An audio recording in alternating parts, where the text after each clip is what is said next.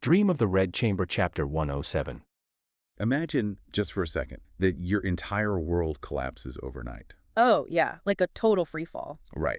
And I don't mean just a bad day at work or, a little dip in the stock market. I mean the kind of collapse where the authorities literally kick down your door. Freezing every single asset you had. Exactly.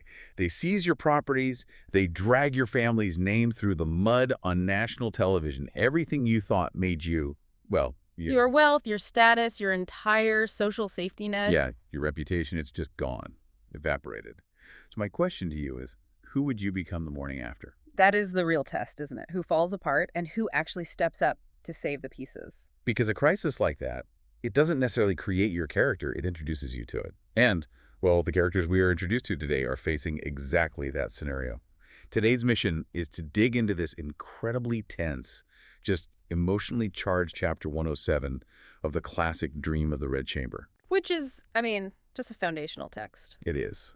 But I want everyone to forget whatever dusty academic associations you might have with classic literature. What we are diving into today is, frankly, a masterclass on crisis management. Oh, for sure. And on the extreme fragility of generational wealth. Yeah, and the harsh, often hypocritical realities of justice and loyalty when the chips are finally down. Right. We are entering the story at a point of, well, absolute maximum devastation. Okay, let's unpack this. We need to set the scene so you all have the players straight, because this is a massive, sprawling family. The aristocratic Gia family. A family that has enjoyed generations of almost unimaginable wealth. Unimaginable. Political influence, imperial favor. But the bubble has burst. The Imperial Guards have already swept through the compound. It's the ultimate margin call. It really is. So the patriarch, Jia's Zheng, and let's anchor that name for everyone listening. Zheng is the rule follower. He's the bureaucrat, the guy who's supposed to be steering the ship. Supposed to be, being the operative phrase there. Right. So Zheng has been hauled before the highest imperial officials, including Prince Beijing, to face the music for his family's crimes. His entire household is under the microscope. And he is walking into a room where the men sitting across from him have the power of life, death, and just total erasure. And taking the punishment is exactly what Jia Zheng is preparing to do. He kneels before Prince Beijing and the other officials, and the interrogation begins. And the charges are profound. We're talking capital offenses here. They start by questioning him about his older brother, Jia Shi. Let's just call him Shi, the corrupt older brother. Right. So she is accused of colluding with regional officials, allowing illegal gambling rings, and most horrifyingly, driving a man named Shi Daisy to suicide. Over a collection of antique fans. That detail always sticks with me. It's sickening, really. It wasn't over land or a massive political rivalry. It was over a vanity project. Which highlights the absolute disconnect of the aristocracy. She used his vast power and political connections to forcibly extort these rare ancient fans from a commoner. He systematically destroyed this man's life. Yeah, his livelihood, his mental state, which ultimately led to the man's death. And the court doesn't stop there. They also bring up Jia Zheng's nephew, Jia Zhen. Right, the abusive nephew. Exactly. He is accused of forcing innocent women into situations that resulted in their deaths. Specifically, the tragic cases of two women, Yu Erji and Yu Sanji. So we are talking about abuses of power of the highest order. These aren't just financial crimes. They are matters of life and death. Absolutely. And what absolutely blows my mind here is Jia Zheng's reaction.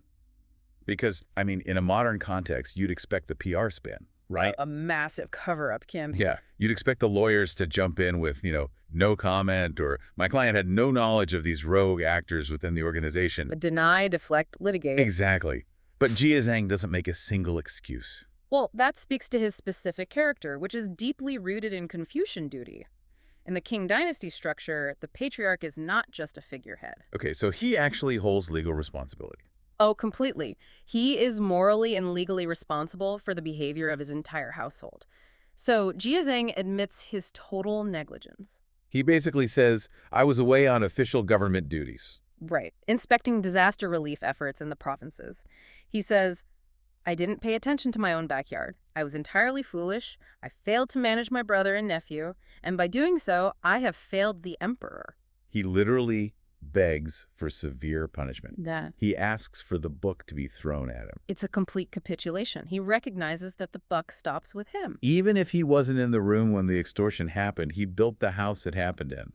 So he's kneeling there, waiting for the axe to fall. Expecting execution for the whole family, or at least total ruin. Yeah. But then Prince Beijing goes back to the emperor and returns with the official decree. And this is where the legal gymnastics absolutely floor me. The verdict is delivered, and the charges are miraculously softened. Right, so let's get into this because the mechanics of imperial justice here are fascinating. Largely because they are less about moral absolutes and entirely about political utility. Let's look at how the emperor's decree dissects these crimes.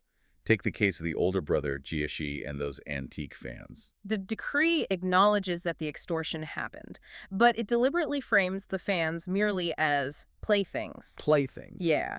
The legal phrasing essentially argues that extorting a toy is not the same as extorting a man's essential livelihood or property. And as for the victim's suicide? The court blames it on the man's own madness. Wait, let me get this straight. A guy gets bullied, harassed, and driven to suicide by a wildly powerful aristocrat. Yes. And the court basically says, well, he was crazy anyway, and they were just toys, so it's not actually murder. The logic is incredibly twisted. The language is meticulously designed to create a loophole for mercy. For mercy for the rich guy. Exactly.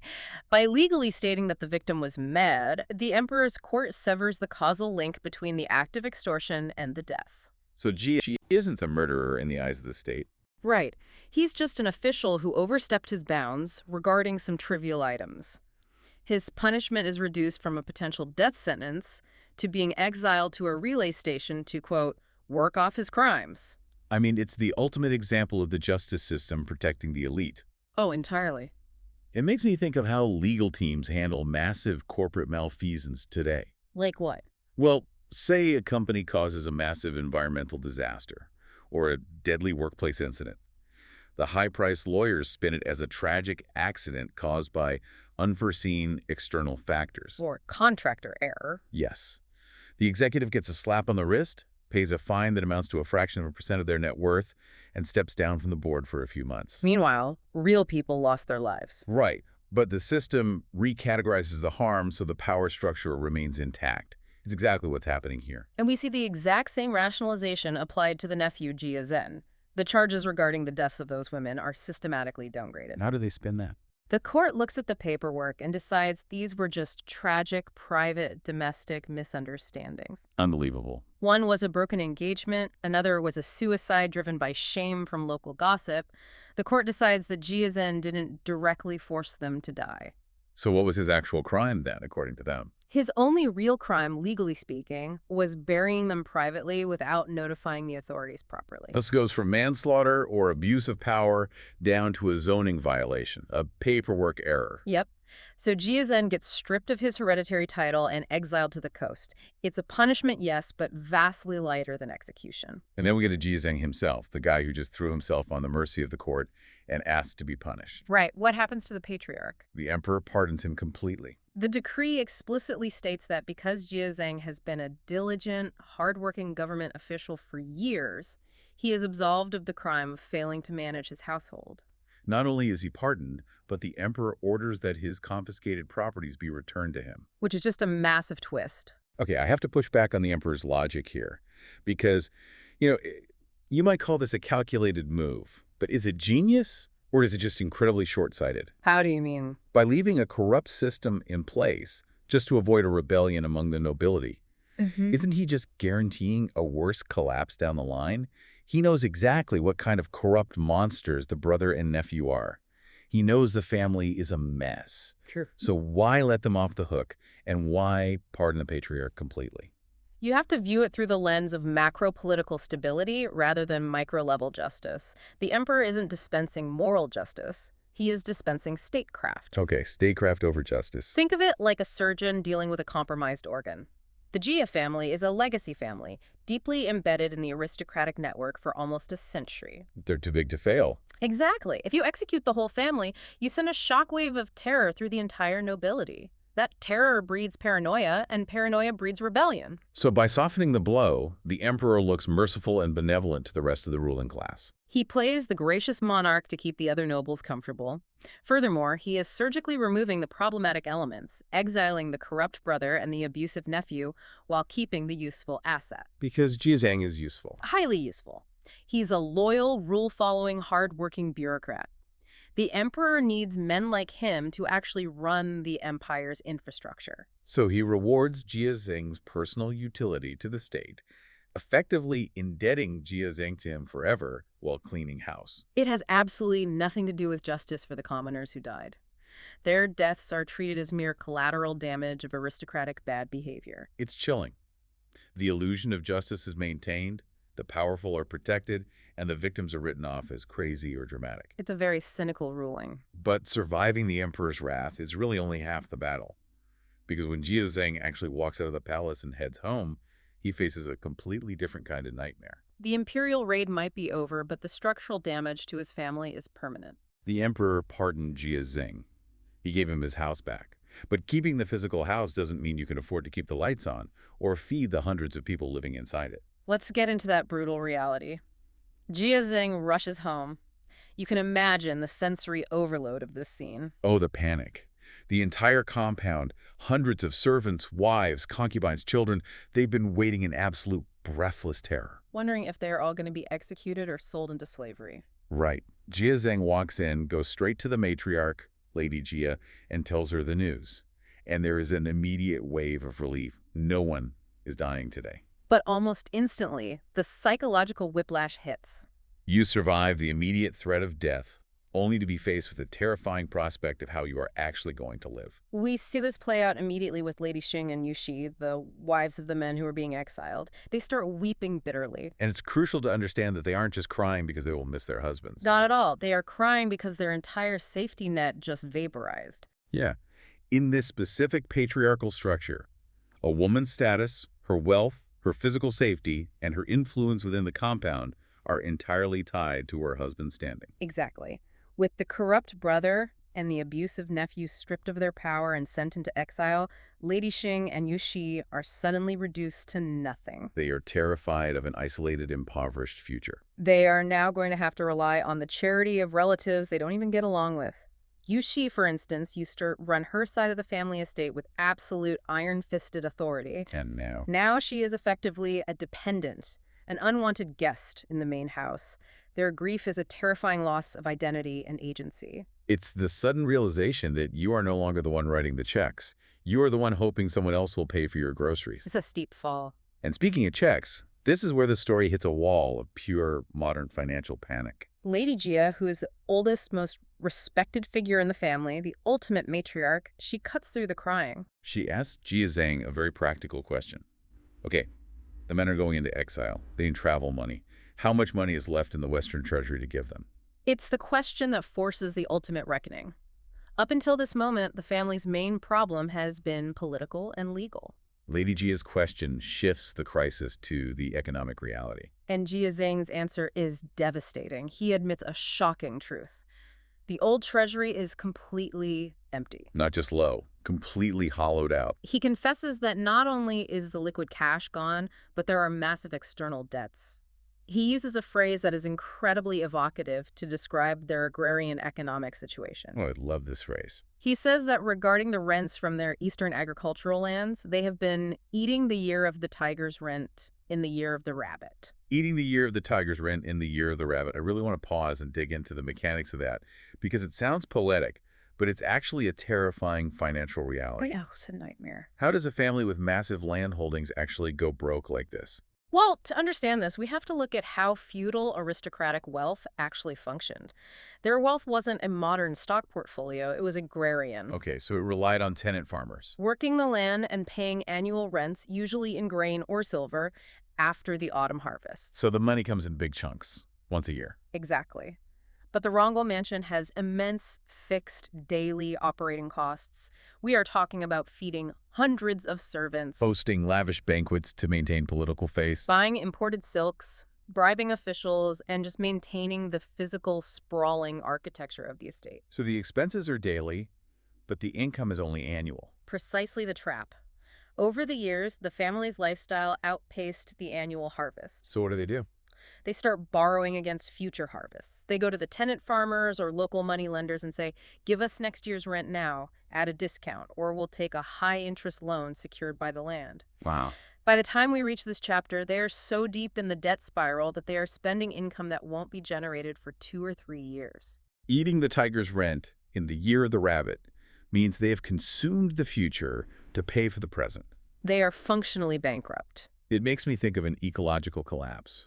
It's like an apex predator that looks massive and terrifying, but the entire base of the food chain, the algae and the small fish, has completely died off. That's a great analogy. The predator is still swimming around looking powerful, but it is already functionally dead. It just hasn't starved yet. Jia Zhang admits they have no liquid cash. The only assets they have left to liquidate for the travel expenses are the clothes on their backs and the jewelry they managed to hide from the confiscation. The imperial raid was just the catalyst.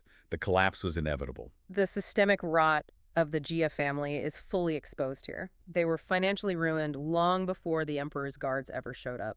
The raid just forced them to open the ledgers and look at the math. And I mean, think about the pressure on Jia Zhang in that moment. It's immense. He just survived an interrogation by the emperor, only to come home and realize he is the CEO of a bankrupt company.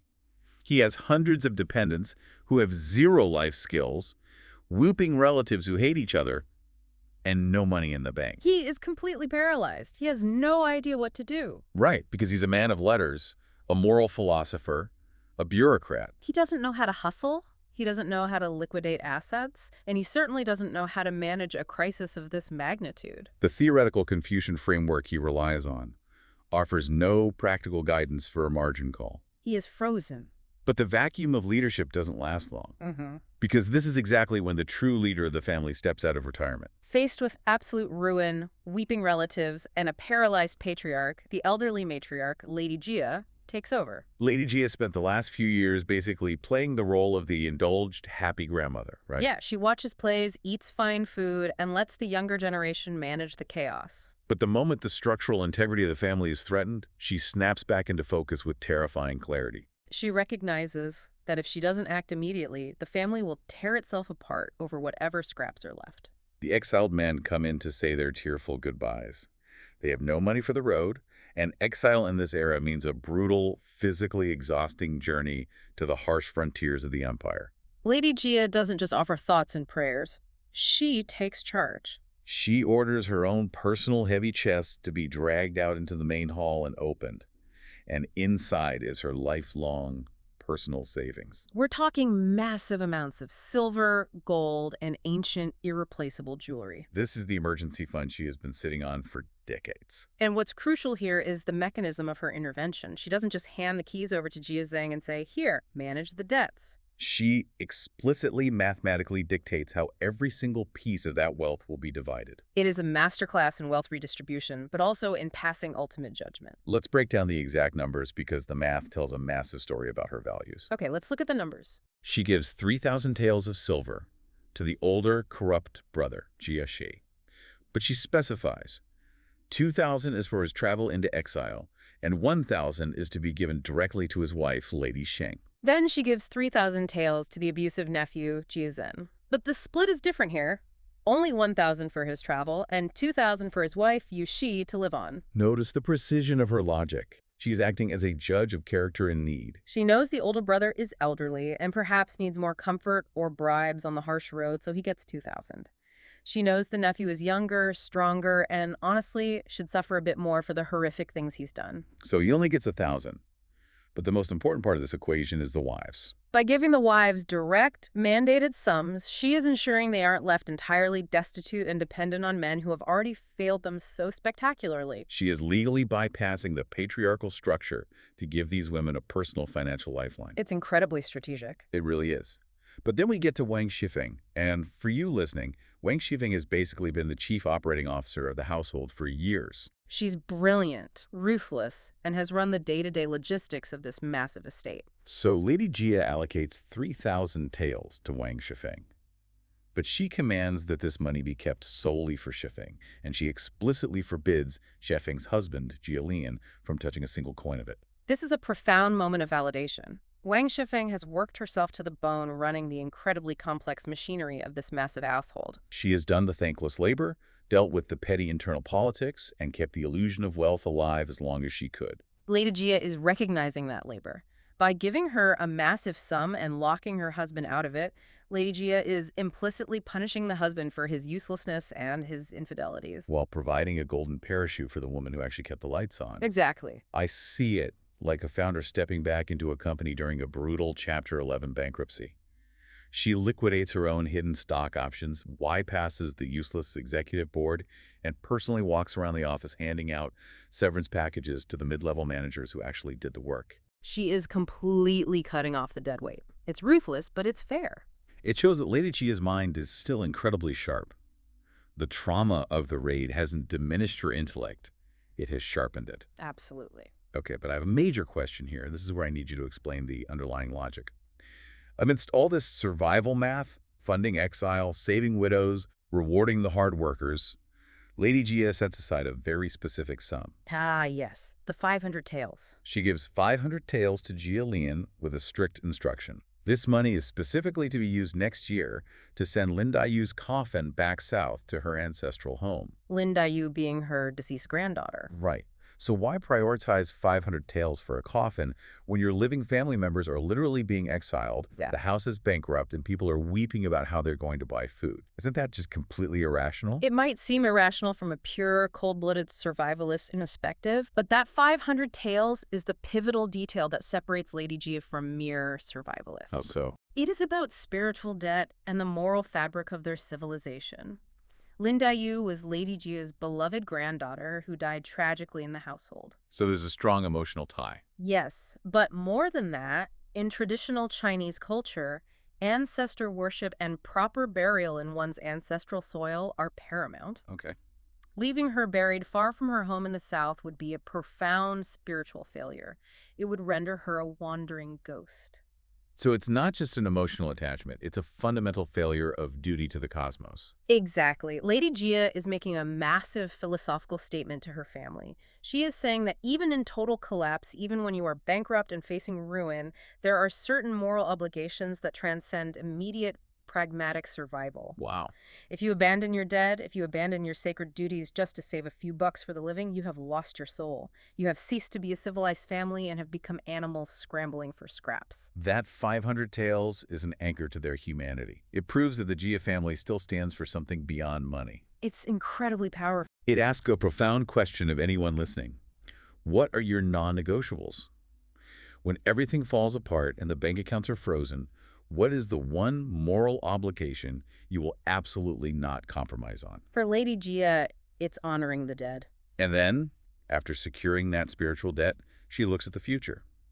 The rest of her vast fortune, thousands of taels, she leaves to her grandson Bayu, with portions for the young widow Li Wan and her son. She is funding the next generation. She is securing the past, managing the present crisis, and seeding the future. It's a complete, holistic, strategic deployment of capital. But she knows that money alone won't save them. The money will just delay the inevitable unless she changes how they think. So she gives them a brutal reality check on why this happened in the first place. This brings us to a speech that I think is the philosophical core. Lady Gia stands before her kneeling, weeping family. They are terrified of being poor, and she essentially tells them, "Stop crying.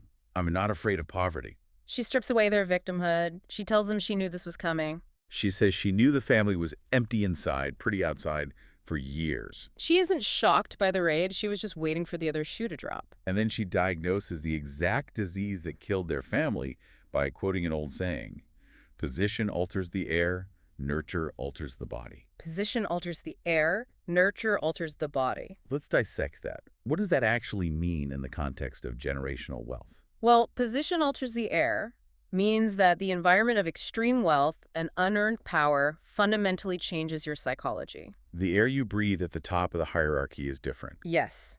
It makes you arrogant, detached from reality, and blind to consequences. And the second part. Nurture alters the body implies that living a life of utter luxury, where you never have to hear the word no, Right. where you are constantly coddled and protected, literally weakens your physical and moral constitution. So she is telling them that their wealth wasn't a blessing at all. It was a toxin. It poisoned their character. In a deeply stoic sense, she is proposing that losing the wealth is almost a cure. That is a harsh medicine. She is saying that now, stripped of the toxic environment of endless privilege, they finally have a chance to learn how to be real people. They have to learn how to struggle, how to endure, and how to build back up from a place of authenticity rather than entitlement. She recognizes that wealth is an environment that shapes behavior, and destroying that environment might be the only way to save the family's soul. It's a harsh, brilliant stoicism. But the reality of that transition from wealth to poverty is violently painful, and we see that immediately. Right in the middle of this incredible speech, she gets interrupted. Someone comes running in to say that Wang Shifeng, the brilliant COO we just talked about, is dying. She is physically gasping for breath, collapsing in her rooms. Jia Zheng, the patriarch, tries to stop Lady Jia from going. He says, "You're too old, it's too upsetting, let the younger folks handle it." But Lady Jia refuses. She insists on going to the casualties. Because a true leader doesn't look away from the human cost of the collapse. When they get to Shifeng's room, it is a devastating scene. Shifeng, who used to be the most powerful, intimidating, fiercely competent woman in the entire compound, is completely broken. She is stripped of her wealth and power, but more importantly, she is consumed by a crushing, paralyzing guilt. She believes she ruined the household. She feels that her mismanagement, or perhaps her past ruthless karma, brought this disaster upon them. I really want to spend some time on Shifeng's physical collapse because I think it's the most modern, relatable, psychological moment in the text. It really is. She is gasping for breath. She has asthma or a severe panic attack. This isn't just a physical illness, it's the psychosomatic reality of ego death. Ego death. Think about it. Her entire identity, her self-worth, her very existence in this family was tied to managing that wealth. She organized the grand events, she balanced the ledger books, she wielded authority over hundreds of servants. The ledger was her armor. Exactly. Without the ledger books, without the authority, she literally cannot breathe. Her physical collapse is the manifestation of losing her domain. She doesn't know who she is if she isn't in charge. That is exactly the tragedy of Shifeng. She was the Rongo mansion. Her nervous system was wired into the operations of the estate. And when the estate fell, her nervous system just short-circuited. But look at how Lady Jia handles her in this moment. Lady Jia could easily blame her, as Shifeng was the one managing the books. But Lady Jia doesn't scold her. She comforts her. She tells Shifeng very clearly, this raid was an external political disaster. It was the men's fault. It was not your fault. You did what you could with a broken system. She gives her gifts, she gives her validation. And Shifeng is so moved, so fundamentally broken, that she vows if she survives this illness, she will become a mere servant. She says she just wants to serve Lady Jia, fetch her water, sweep her floors. It's a total shedding of her former ego. But while this profound, tragic moment of connection is happening between these two incredibly strong women, there's someone else in the room. Bayu. Ah, Bayu. The golden child, the heir to the whole family. And what is he doing? He is standing there, crying helplessly. Right. He just stands there and cries when everyone else cries. I have to push back on Bayu here. Is he just deeply empathetic and sensitive? Or is he entirely fundamentally useless in a crisis? Well, looking at this through a modern lens, it looks like he has never faced a day of real hardship in his life. Right. And now that the storm has actually hit, he has zero tools to deal with it. He's the guy in the emergency who just screams while someone else has to figure out how to do CPR. It is a deliberate and devastating contrast designed by the author. You have Lady Jia, who is elderly but taking decisive, strategic, life-saving action. You have Shifeng, who is physically breaking under the weight of real responsibility. And then you have Bayu, who represents the absolute ultimate product of that nurture altering the body that Lady Jia just preached about. He is emotionally paralyzed. His empathy is real. He genuinely feels the pain of the women around him, but it is an impotent empathy. It doesn't translate into action, leadership, or comfort.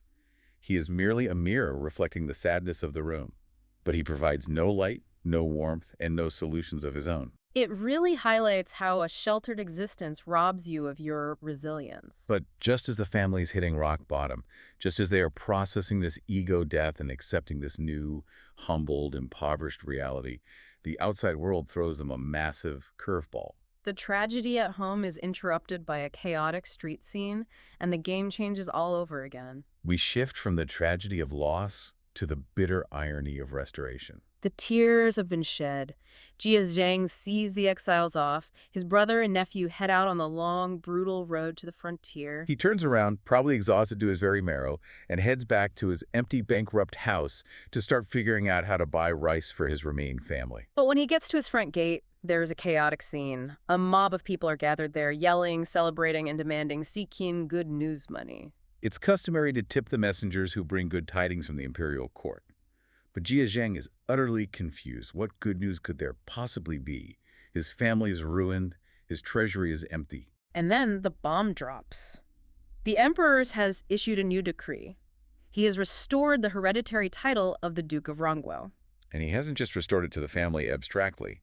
He has given it directly to Jia Zheng. The very title that his brother Jia just lost in disgrace. And instantly, the street is full of fair-weather friends.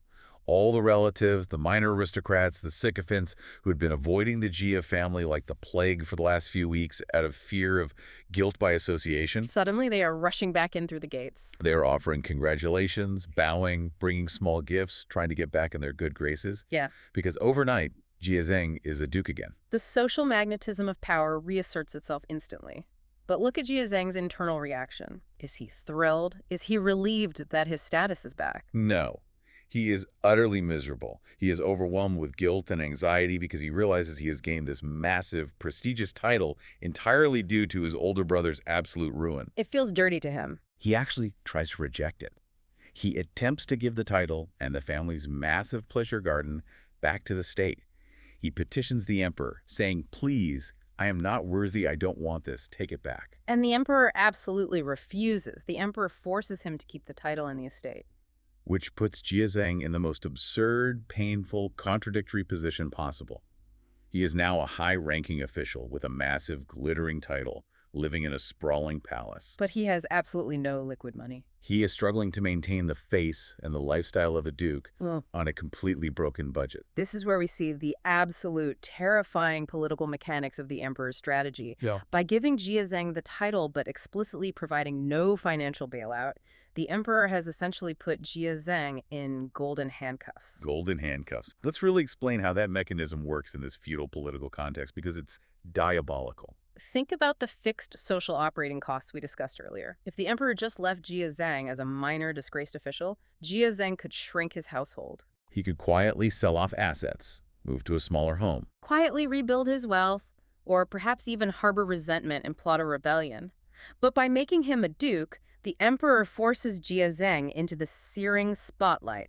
A duke has legal and social obligations. He must maintain a certain number of staff, he must wear certain expensive ceremonial clothes, he must attend imperial functions, and he must host his peers. The cost of living as a duke is astronomical.